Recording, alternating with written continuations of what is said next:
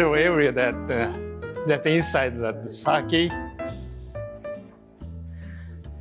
こういうツアーを今始めようと。Okay. The currently that the Shichiken-san has started on that making a tour behind the Shichiken. Maybe that twice per year. Then maybe that 2 hours the tour to everything to understanding that how to make it the sake inside. He explained that the new story, the Shichiken Story, that the tour of the Shichiken Story.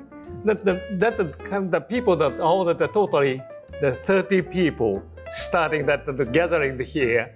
Then that divided the 2 groups.